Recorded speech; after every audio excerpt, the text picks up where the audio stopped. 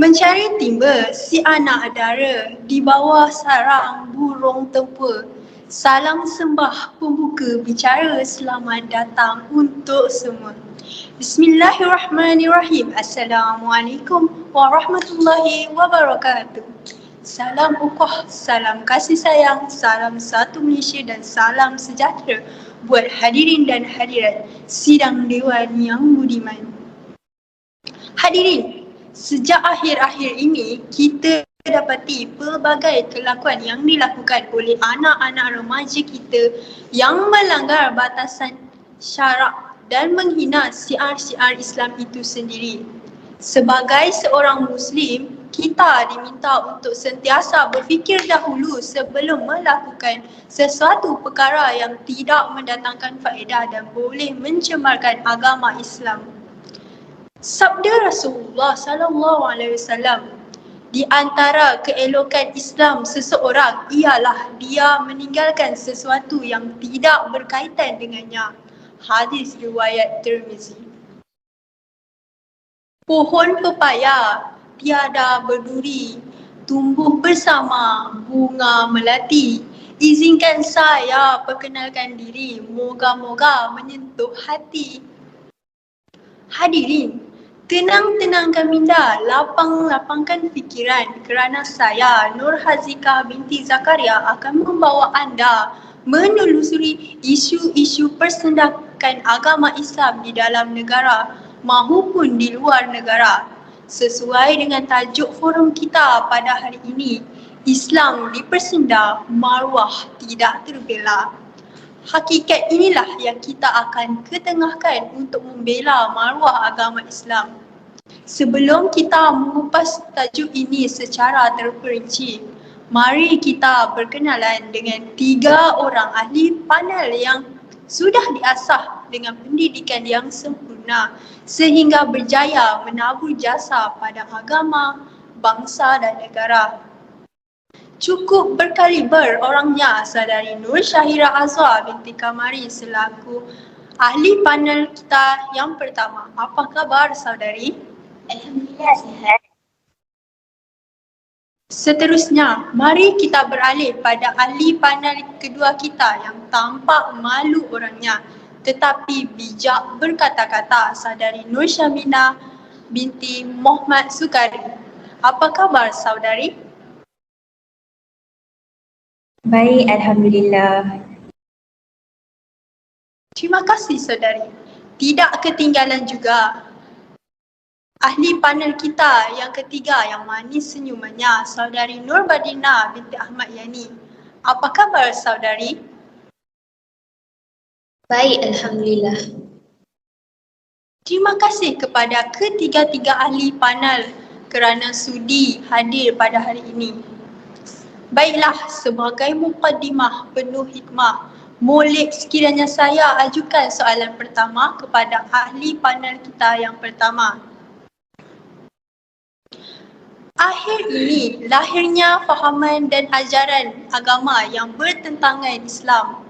Antara isu terbaru adalah seorang pelakon dan pengacara memuat naik video gurauan dan ajakan masuk neraka. Bolehkah saudari mengulas dengan lebih lanjut perkara berkaitan ini? Silakan saudari. Baiklah saudari, bismillah pembuka bicara. Terima kasih saudari moderator kita yang sangat betah dalam berbicara.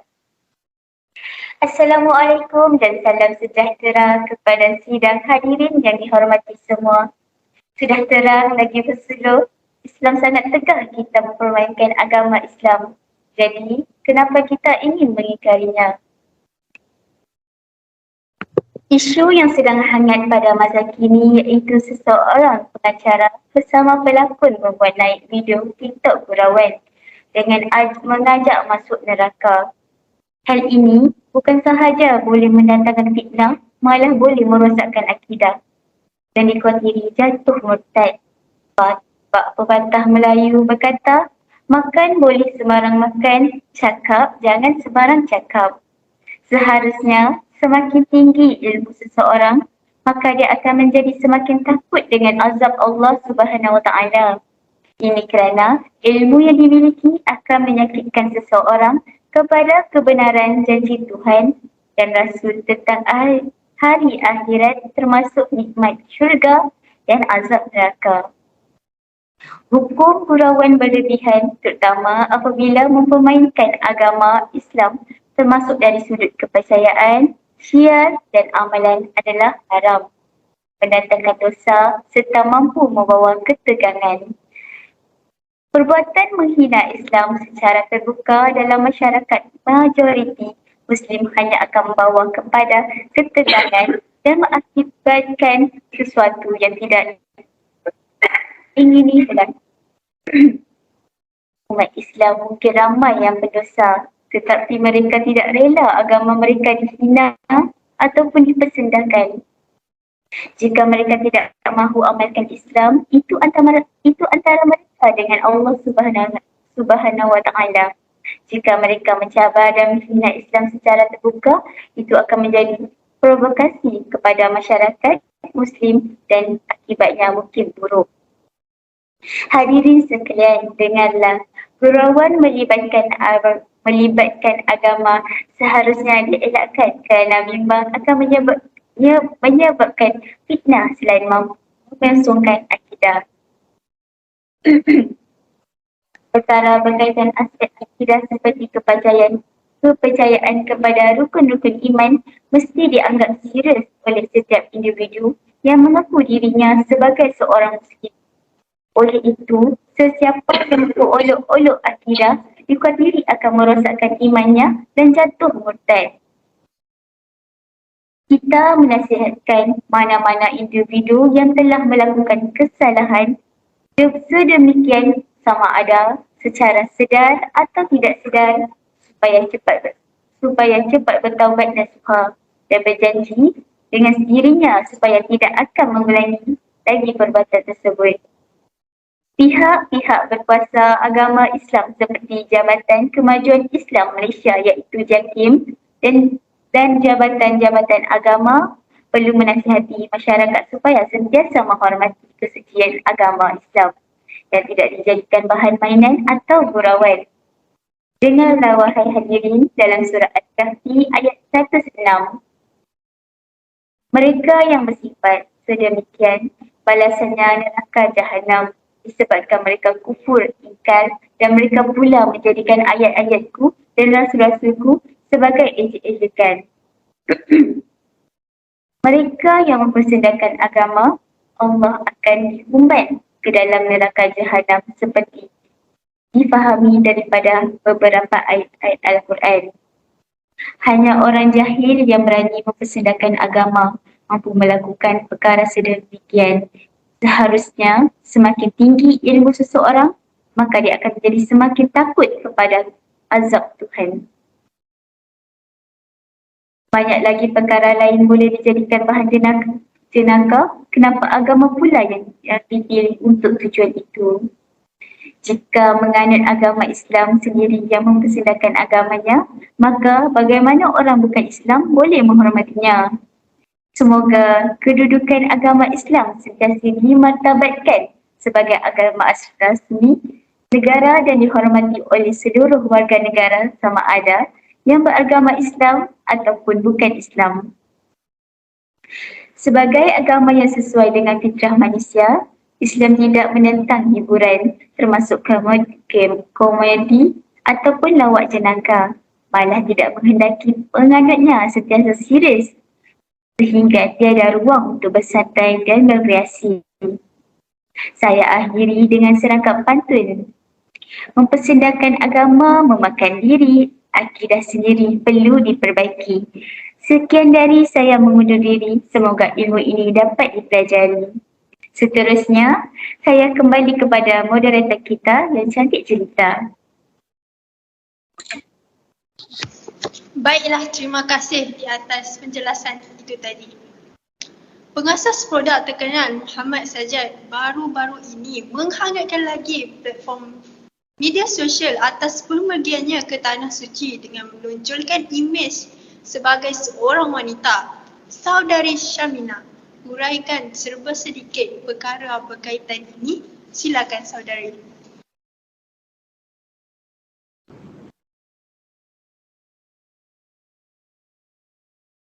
Baik, terima kasih kepada saudari moderator.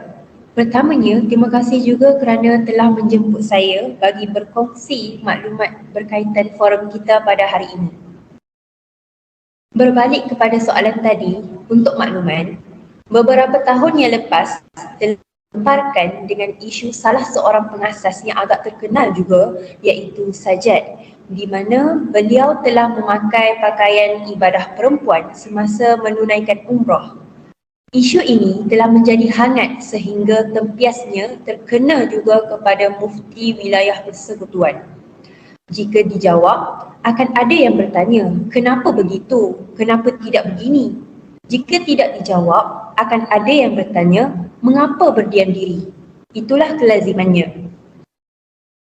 Berhubung isu berkaitan transgender, pihak mufti wilayah telah mengulasnya dengan panjang lebar dalam beberapa buah artikel di laman web sejak tahun 2015, iaitu ada yang berkaitan dengan isu LGBT, transgender dan khunsa.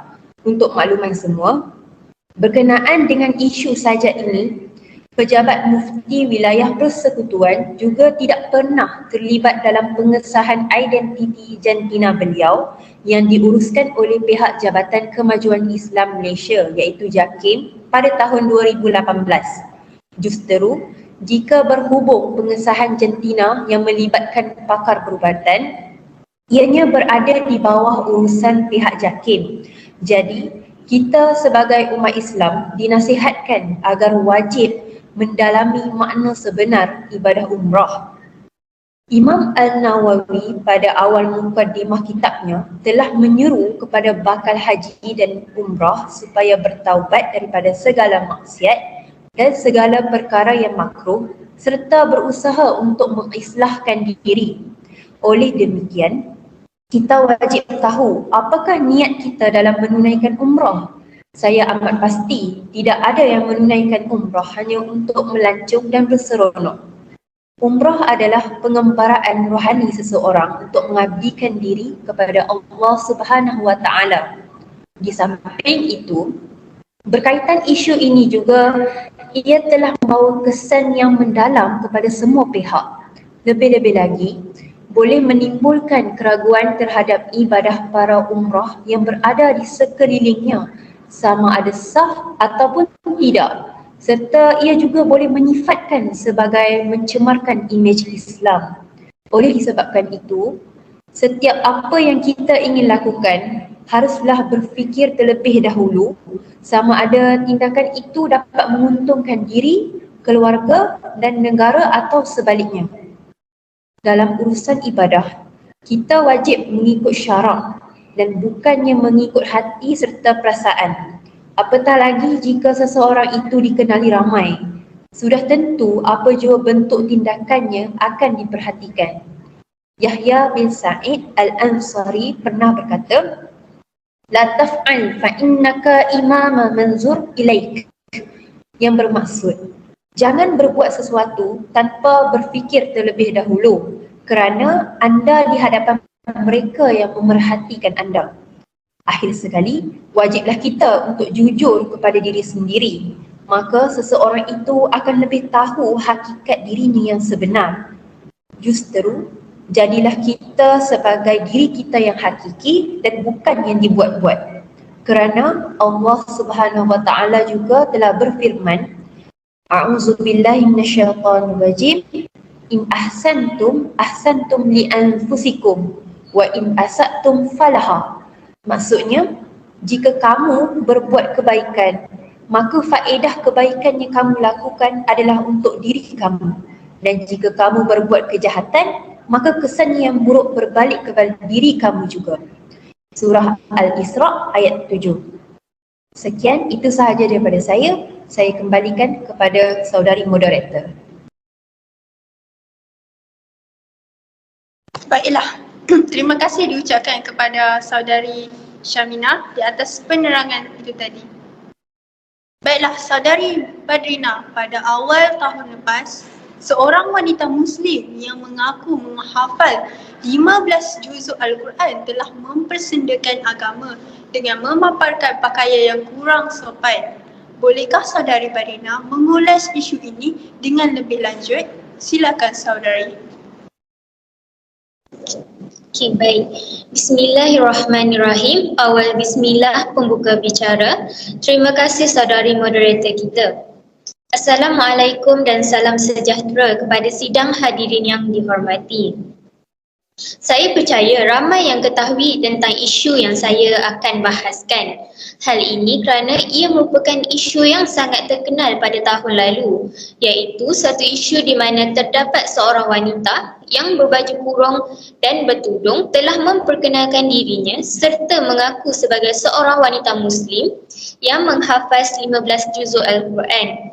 Sebaik selesai memperkenalkan diri, wanita tersebut membuka tudung serta baju kurung yang dipakainya lalu mendedahkan pakaiannya yang sebenar, iaitu pakaian yang menunjukkan sebahagian dada tanpa lengan serta memakai skirt pendek yang menampakkan sebahagian paha. Mungkin baginya ia dianggap sebagai gurauan biasa, akan tetapi ia sebenarnya merupakan salah satu bentuk mempersendakan agama. Bergurau senda merupakan satu perkara biasa dalam kehidupan harian kita. Ia sudah menjadi warna-warni dalam kehidupan seseorang dengan gurauan-gurauan sama ada dengan adik-beradik, kawan-kawan atau sesiapa sahaja dengan bertujuan mahu menceriakan suasana. Namun, ketahuilah bahawa Islam sebenarnya telah menyediakan garis panduan yang sudah lengkap dalam kita melayari kehidupan di muka bumi ini. Bukan sembrono hendak bergurau senda dan mengusir orang lain dengan sewenang-wenangnya. Bak kata Imam Nawawi, ketahuilah bahawa gurauan yang ditegah adalah yang melampau dan berlebih-lebihan serta dijadikan kebiasaan. Disebabkan itu, ia akan menyebabkan gelak tawa dan kekerasan hati. Demikian juga menyibukkan hati daripada mengingati Allah serta daripada memikirkan perkara-perkara penting dalam agama. Jadi, kita dapat melihat kesan daripada itu kebanyakannya berkesudahan dengan mendatangkan keburukan dan menghasilkan sifat dendam dan menghilangkan kehebatan seseorang. Adapun gurauan yang bebas dari perkara-perkara ini adalah harus dan telah dilakukan oleh baginda Rasulullah sallallahu alaihi wasallam secara sekali-sekala untuk kebaikan jiwa dan ia juga merupakan sunnah. Pernah Rasulullah bergurau dengan seorang wanita tua yang bertemu meminta Rasulullah mendoakannya agar dapat memasuki syurga. Rasulullah bersabda, "Wahai ibu, syurga tidak akan dimasuki oleh orang tua." Lantas orang tua itu menangis kerana hanya memahami zahir daripada kata-kata Rasulullah. Lalu baginda menjelaskan kepadanya bahawa apabila dia masuk ke dalam syurga, dia tidak akan masuk dalam keadaan tua tetapi bertukar menjadi wanita muda yang cantik. Rasulullah membaca firman Allah di dalam surah Al-Waqiah ayat 35 hingga 37 yang bermaksud, sesungguhnya kami telah menciptakan isteri-isteri mereka dengan ciptaan istimewa serta kami jadikan mereka sentiasa dara yang tidak pernah disentuh, yang tetap mencintai jodohnya serta yang sebaya umurnya. Hadis riwayat Tirmizi dalam Syama'il.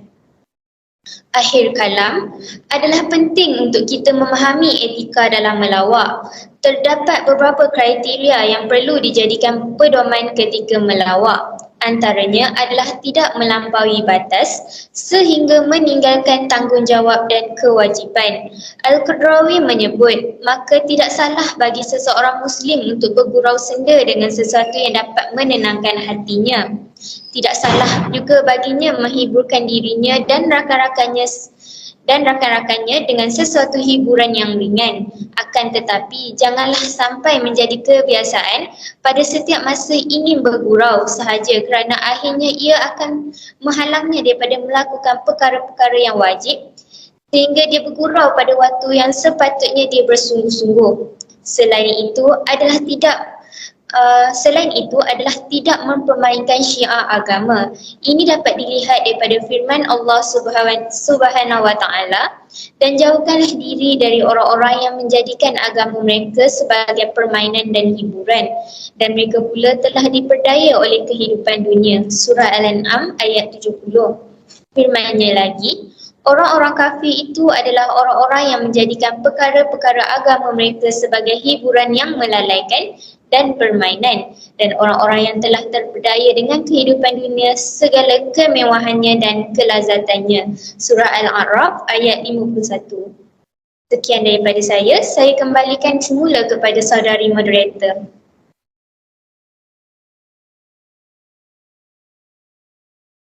Baiklah, terima kasih saudari Norbadina. Hadirin, demikianlah perbincangan kita tadi. Terima kasih saya ucapkan kepada ketiga-tiga ahli panel yang sudi memberi pencerahan yang saya kira amat bermakna buat kita. Hadirin, sesungguhnya Islam adalah agama yang sejagat, menyeluruh dan seimbang. Oleh itu, kita mestilah menjaga nama baik kesucian Islam itu sendiri. Saya akhiri perbincangan kita pada kali ini dengan serangkap pantun. Di atas dahan burung tempua melihat busan tepi perigi. Salam perpisahan untuk semua, di lain masa bersua lagi. Sekian, terima kasih.